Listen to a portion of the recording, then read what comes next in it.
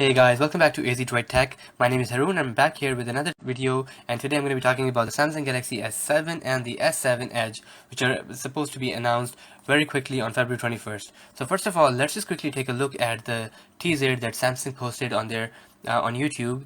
It's called the Samsung Galaxy Unpacked 2016, the next Galaxy. Let's take a look at this, and then we'll talk about the device more.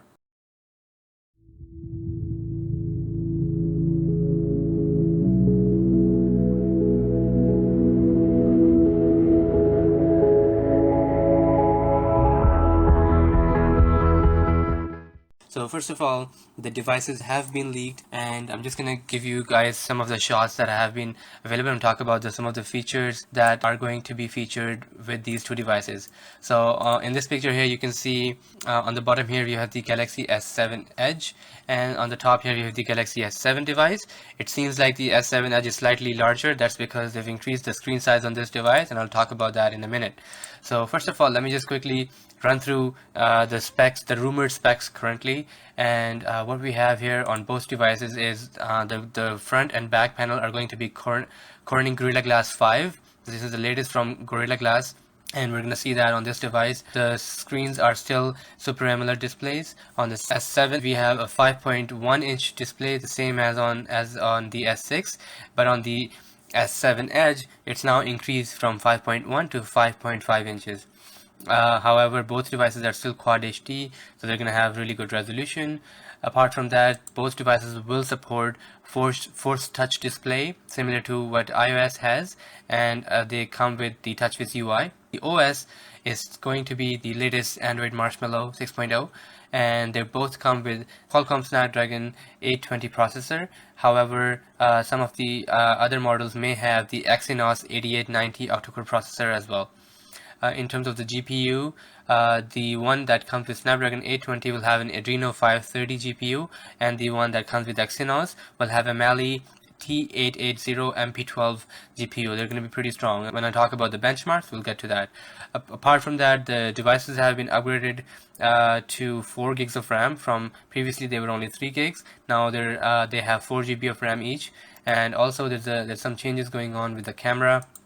So now on the back we have a 12 megapixel bright cell camera. I'll talk about that more in detail in a minute, but it's been changed from the 16 megapixel camera. Also, the Galaxy S7 will probably retain the same battery size as the Galaxy S6. However, the battery size on the Galaxy S7 Edge is rumored to be increased to 3600 milliamp hour battery. So I'm hoping to have a better battery life from this device. Now let's take a quick look at the back of these devices here. So if we see here, both devices, the back is very similar to what we have had previously, but there are some minor changes that are happening. So in this another picture here, first of all, let's take a look at the camera.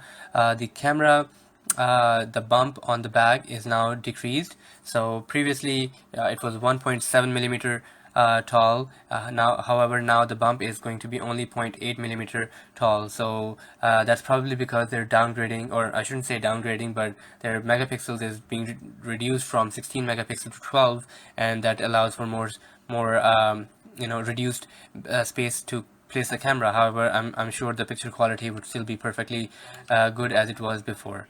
Here's another picture of the back of the Galaxy S7 device, and here you can see the back has changed quite a bit too. So we see that all 4 corners and the edges of this device have been rounded off, but it's still made of glass, so no changes there. However, it may be more easy to hold now that it's rounded.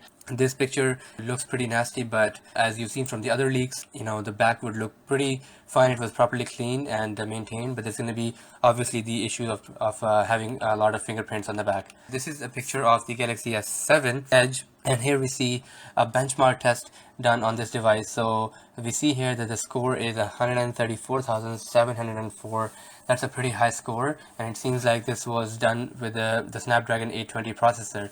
So you can be assured that it's going to be a really good performance device. It's still unknown if both these devices will support a micro USB port or the new USB Type-C port. It's 2016, and I think it's time that all manufacturers jumped on the new standard now, which is the USB Type-C.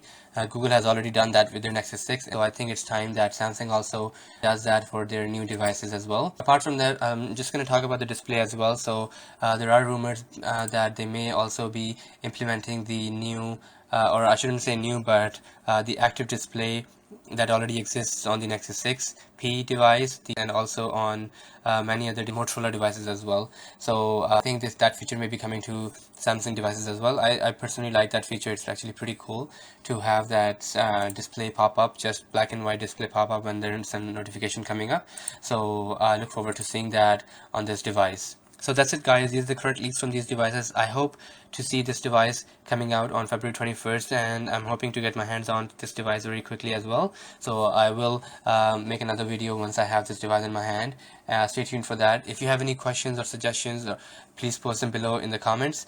And as always, please don't forget to subscribe to my channel and make sure to like my video as well. Thank you so much for watching. Take care. Bye bye.